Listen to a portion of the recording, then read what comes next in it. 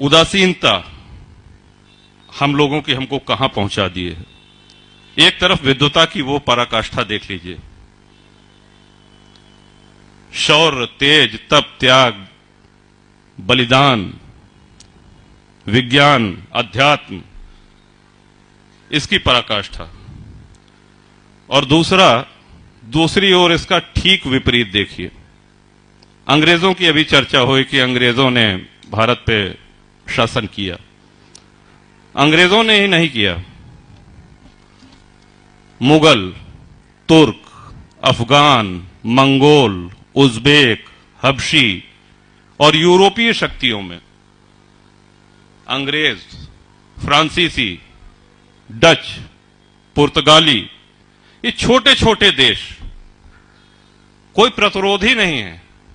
एक चर्चा फैल गई, कहें साहब एक सोने की चिड़िया है, बड़ा धन संपन्न देश है, अपार संपदा है वहां, चलिए वहां पे लूटा खाया जाए, चलिए उसे लूटा जाए। एक ही बात है, छोटी छोटी कोई सुनियोजित सेनाएं नहीं थी इनकी, लुटेरों के झुंड के रूप में बर्बर सेनाएं बना करके शताब्दियों से ये आते गए। और सबसे दुख की बात यह है कि भारत की जनता की तरफ से कभी कोई प्रतिरोध नहीं हुआ। स्वर्गीय अटल जी का एक भाषण हम सुन रहे थे अभी कुछ दिन पहले नेट पर। प्लासी के युद्ध का उन्होंने उदाहरण दिया था कि जितने लोग उस लड़ाई में लड़ रहे थे, सिराजुद्दौला और अंग्रेजों के बीच में युद्ध हो रहा था, उससे ज्यादा जनता मैदान के बाहर बैठ करके वो तमाशा देख रही थी, वो परिणाम सुनने के लिए कि यहां देखते हैं कौन जीता, ये जीत रहे हैं कि वो जीत रहे हैं, और देश के भाग्य का निर्णय होने वाला है, लेकिन पूरे देश की जनता उसमें शामिल नहीं है। हल्दी घाटी की लड़ाई के विषय में हमने बहुत सुना है, बहुत पढ़ा है, महाराणा प्रताप की वीरता, उनका पराक्रम। लेकिन हल्दी घाटी की जब लड़ाई हो रही थी तो जितनी रियासतें थीं, जयपुर, जोधपुर, बीकानेर, आमेर, जैसलमेर, बूंदी, ये सब अकबर के साथ और महाराणा के खिलाफ उस युद्ध भूमि में थी। और उस समय कोल भीलों की सेना को एकत्र करके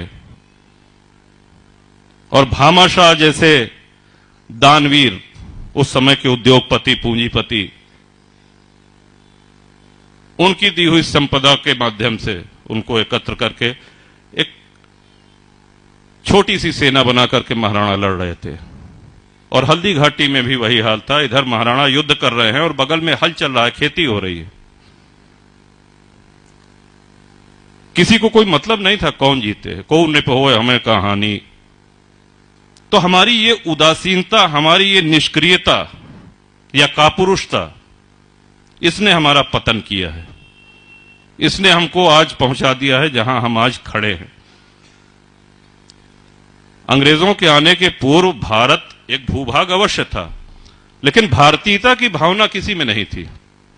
565 अलग अलग रियासतें, उन रियासतों की अलग अलग सेनाएं, उनके अलग संविधान, उनकी अलग मुद्राएं, उनके अपने अलग एजेंडे।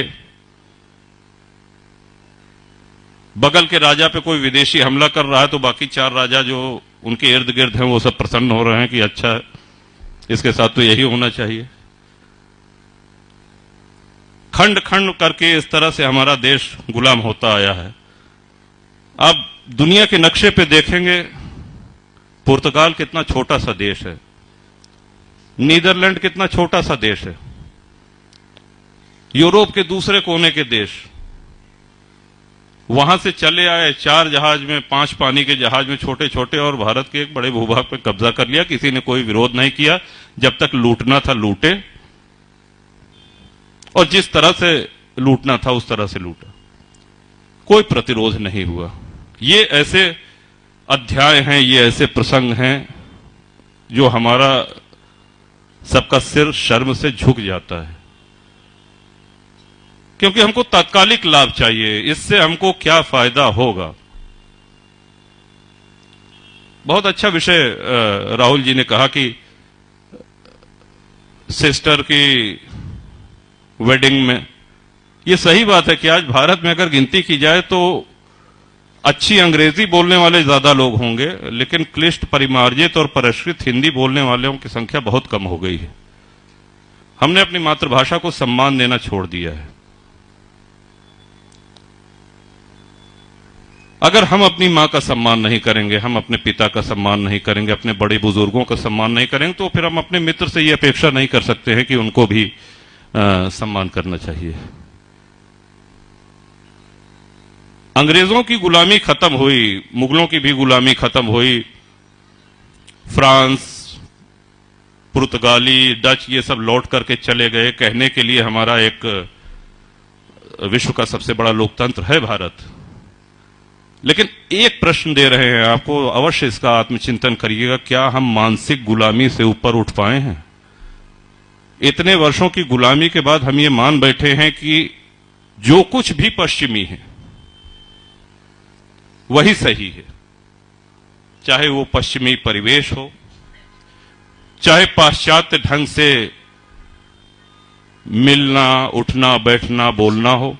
ये सही बात है कि आज हम सब लोग दिन की भागा दौड़ी में और आज के व्यस्त जीवन में खादी का कुर्ता पैजामा या खादी की धोती या ये बड़े महंगे पड़ जाते हैं। इनकी धुलाई और माड़ी और ये सब, पैंट शर्ट पहनिए, उसमें कोई बुराई नहीं है, लेकिन क्या हमको धोती बांधना आता है? जो कुछ पश्चिमी है वही सही है। ये मानसिक गुलामी हमारे अंदर घर कर गई है। अम्मा नहीं कहेंगे अपनी मां को, अम्मा कहेंगे, ये तो पिछड़ेपन की निशानी है। पिता को बाबूजी या दाऊ या बप्पा ये कहना तो पिछड़ेपन की निशानी है। आधुनिक कब होंगे? जब पापा कहेंगे। आधुनिक कब कहेंगे? जब हम मम्मी कहेंगे।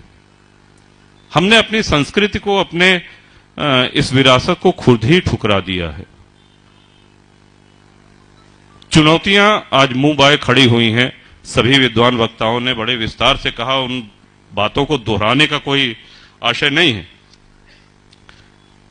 लेकिन समाधान तो हमारे अपने अंदर है। हम अपने को बदलेंगे तभी समाधान होगा। जिस चीज को हम बदलना चाह रहे हैं, हम अपनी भारतीय संस्कृति की पुनर्स्थापना करना चाह रहे हैं, तो ये तभी संभव है जब हम लाभ हानि के चक्कर को छोड़ करके और निष्ठा के साथ अपने संस्कृति, अपनी रीतियों के संवाहक बने, उनको अगली पीढ़ी में पहुंचाएं। विश्व में कोई दूसरा ऐसा उदाहरण नहीं है। भारत और हिंदुत्व ये एक दूसरे के पर्याय हैं। जैसे सूर्य और सूर्य की किरण को अलग नहीं किया जा सकता, जल से जल की लहरों को अलग नहीं किया जा सकता, ये एक दूसरे में समाहित हैं, वैसे ही भारत और हिंदुत्व ये एक दूसरे के पर्याय ही नहीं है, बल्कि एक ही हैं। और हमको अपनी सभ्यता, अपनी संस्कृति का सम्मान करना होगा, तभी ये संस्कृति, ये आदि संस्कृति, ये सनातन संस्कृति बचेगी। वरना जिस तरह की चुनौतियां हैं सामने, अगर हमारा ये दृष्टिकोण रहा कि इसको करने से क्या होगा। बड़ी अच्छी बात आचार्य जी ने कही कि चित्र बदल दीजिए, चरित्र स्वतः बदल जाएगा। आज हम अपने बच्चों के साथ बैठ करके धर्म चर्चा, इतिहास के महापुरुषों की चर्चा, बलिदानियों की, क्रांतिकारियों की चर्चा कितना करते हैं।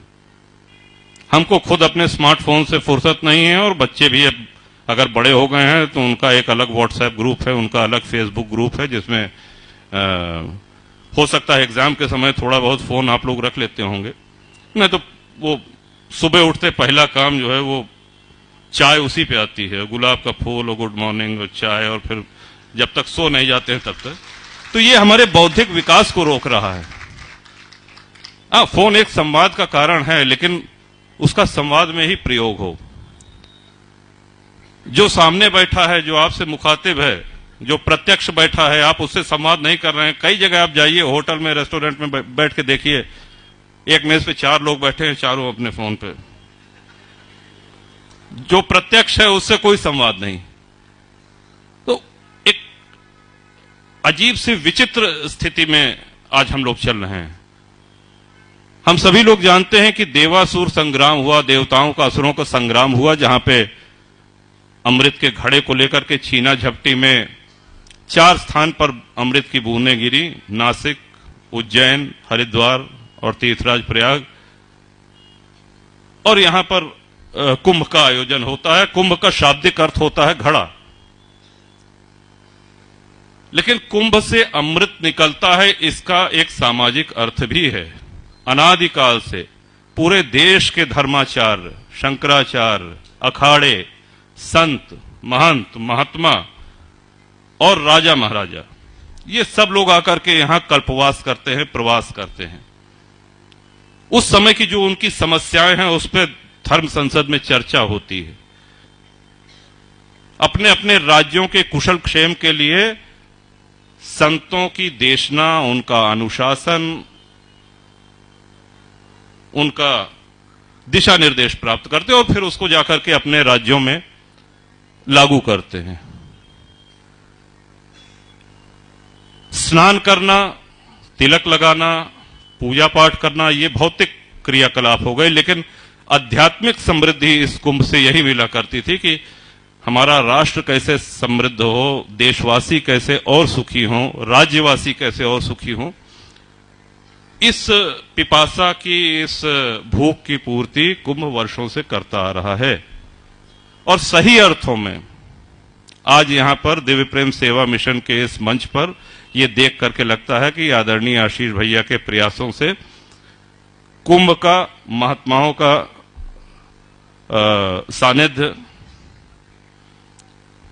राहुल जी वरिष्ठ पत्रकार हैं, सब क्षेत्र से हैं, अलग अलग क्षेत्रों से हैं, उन सब की एक अपनी चिंताएं, अपने विचार, उनसे हम लोग लाभान्वित हुए। इसका श्रेय पूरी तरीके से आदरणीय आशीष भैया को जाता है।